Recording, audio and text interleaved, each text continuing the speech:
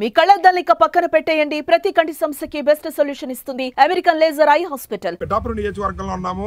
ఈ రోజు ఇక్కడ పిఠాపురం జనసేన నాయకులు, జన సైనికులు పవన్ కళ్యాణ్ గారు చేస్తున్నటువంటి నిన్న పవన్ కళ్యాణ్ గారు తిరుపతి లడ్డూకు జరిగిన అపచారానికి తాను బాధ్యత వహిస్తూ పశ్చాత్తాప దీక్ష గుంటూరు జిల్లా నంబూరు దశావతార వెంకటేశ్వర స్వామి ఆలయంలో నిన్న దీక్ష పూనారు పవన్ కళ్యాణ్ గారు. గౌరవ ఉప ముఖ్యమంత్రి పిఠాపురం ఎమ్మెల్యే అయినటువంటి పవన్ కళ్యాణ్ గారు అయితే నిన్న దీక్ష చేపట్టడం అందరికీ తెలిసిందే. దానిలో భాగంగా పవన్ కళ్యాణ్ గారి దీక్షకు మద్దతుగా పిఠాపురం జనసేన నాయకులు, జన సైనికులు ఇక్కడ స్థానిక వెంకటేశ్వర స్వామి దేవాలయం వద్ద వాళ్ళు కూడా వాళ్ళ వంతు బాధ్యతగా తమ నాయకుడు చేస్తున్న దానికి సంఘీభావంగా పశ్చాత్తాప దీక్షలో వాళ్ళు కూడా ఉదయం నుంచి పిఠాపురం స్థానిక వెంకటేశ్వర స్వామి దేవాలయం దగ్గర అయితే దీక్షలో కూర్చోవడం అయితే జరిగింది.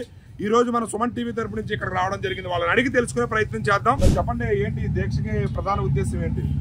నమో వెంకటేశ్వర, అందరికీ నమస్కారం అండి. ఈరోజు మా ఉప ముఖ్యమంత్రి పవన్ కళ్యాణ్ గారు పిఠాపురం శాసనసభ్యులు వారు ఈ ప్రత్యేక దీక్ష అనేది 2వ రోజు జరుగుతుంది. ముఖ్య ఉద్దేశం ఏంటంటే ఆ కలియుగ దైవం వెంకటేశ్వర స్వామి ప్రసాదం లడ్డూలో కల్తీ జరిగిందనే ఉద్దేశంతో గత వారం రోజులు బట్టి మీరు అందరూ చూస్తున్నారు. ఈ యొక్క గవర్నమెంట్ ఎన్డీఏ గవర్నమెంట్ వచ్చిన తర్వాత మన సీఎం గారు అవనండి, డిప్యూటీ సీఎం గారు అవ్వండి, ఒక లక్ష్యాన్ని మొదలుపెట్టారు.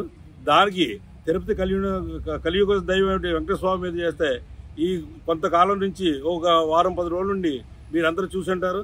కల్తీ నెయ్య, ఆ జంతు అవశేషాలు అవనవండి, చేప నూనె అవనవండి, ఇవన్నీ కల్తీ జరిగిందని ఒక వాళ్ళకి తెలుసుకోవడం, ఒక ల్యాబ్కు పంపడం, గుజరాత్ కర్ణాటక ల్యాబ్లు పంపడం.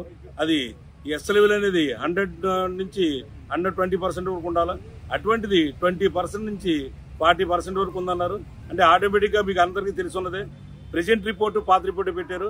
ఇది ముందు జగన్ గారు ఆ కలియుగ దైవం ఎలా చూపెట్టారంటే, జగన్ గారిని మీరు పవన్ కళ్యాణ్ ఒక మాట అని ఉంటారు. మీరు గత ఎలక్షన్లో కూడా ఏంటంటే పాతాళ లోకం దొక్కేస్తాను జగన్ అని కూడా అన్నారు. ఆ విషయంగా మన పవన్ కళ్యాణ్ గారు ఆ కలియుగమే పూని ఆయనతో ఎలా కనిపించారు. ఆయన అన్నట్టే పవన్ కళ్యాణ్ అన్నట్టే ఆ కలియుగ దైవంతో కలిపి ఆయన అన్నట్టే 11 సీట్లు రావడం, ఆ పాతాళ లోకాన్ని దొక్కేయడం జరిగింది. అలాగే ఈ రోజును కూడా ప్రతి విషయంలో హిందూ ధర్మం, సనాతన ధర్మం కూడా కాపాడడానికి మా పవన్ కళ్యాణ్ గారు ఉదయం చేశారు. ఉదయం కూడా మాట్లాడారు, మీరు తెలిసి ఉంటుంది. 6 గంటల నుంచి 10 గంటల వరకు ఒక యాగాన్ని తరబెట్టారు. ఆ దేవుడిని క్షమించమని అందరి తరఫున హిందూ సమాజం అందరి తరఫున కూడా మా పవన్ కళ్యాణ్ గారు చేశారు. ఈ యొక్క దీక్షను మా పిఠాపురం నుంచి శాసనమైనటువంటి పవన్ కళ్యాణ్ చేయడం వల్ల మేము పిఠాపురం నుంచి కూడా నిన్న నుంచి మొదలుపెట్టాం. ఈ 2వ రోజు మా జనసైనిక నాయకులు అవుతామండి, మన జన సైనికులు అవుతామండి, వీర మహిళలు అవనండి, అభిమానం అవనండి, అందరూ కూడా అందరి అభిమానాలతో కూడా ఆయనకి ఫుల్ మద్దతుగా ఆయన యొక్క ఆరోగ్యకుండా ఆ దీక్ష కొనసాగాలని ఆశిస్తున్నాం.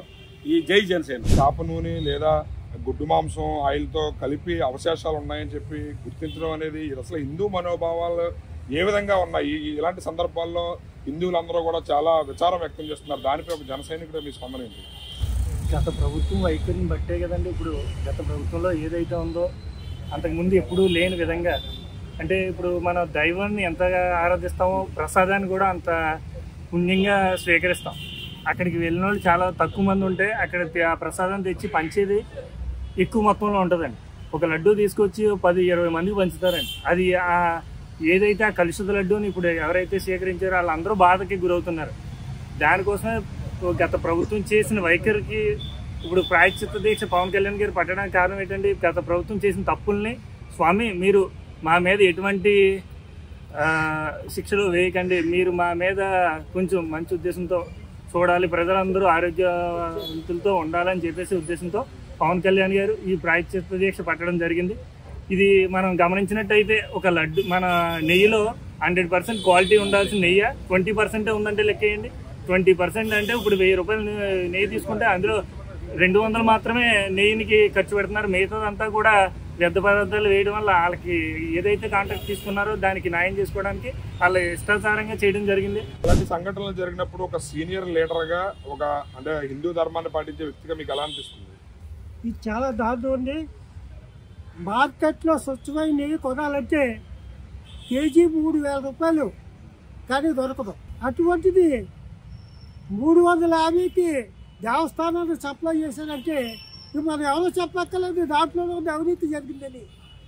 దాని మీదట మరి ఈ రోజున పవన్ కళ్యాణ్ గారు మరి మమ్మల్ని క్షమించండి భగవంతుడా, తప్పేదో జరిగిపోయింది, గత ప్రభుత్వం ఏదో తప్పు చేసింది, మమ్మల్ని శిక్షించకుండా మా ప్రభుత్వాన్ని మా ప్రజల్ని సుభిక్షితంగా ఉండాలని అయినా ఈ దీక్ష మొదలుపెట్టారు. ఆ దీక్షకు మద్దతుగా ఈ జన సైనికులందరూ రాష్ట్ర వ్యాప్తంగా అందరూ ఈ దీక్షలో పాల్గొన్నారు. దాని గురించి మేము కూడా ఈరోజు ఈ దీక్షలో పాల్గొన్నాం. మరి ఈరోజు తిరుపతి దేవస్థానంలో మరి అంత పవిత్రమైన మహాపవిత్రమైన లడ్డూ విషయంలో చాలా దారుణంగా తిరుపతి మరి దేవస్థానంలో వాళ్ళు పాలక మండలి అసలు ఎందుకు పట్టించుకోలేదు అర్థం అవ్వలేదండి మాకు. ఎందుకంటే మరి ఇన్ని రోజులు బట్టి కూడా గత 5 సంవత్సరాలు బట్టి కూడా మా అందరి చేత అక్కడ ఉన్న లడ్డూలోని చేపలది పందిది ఇవన్నీ కొవ్వులు కలిపి చేశారనేది అసలు ఊహించుకోవడం కూడా చాలా బాధాకరంగా ఉందండి.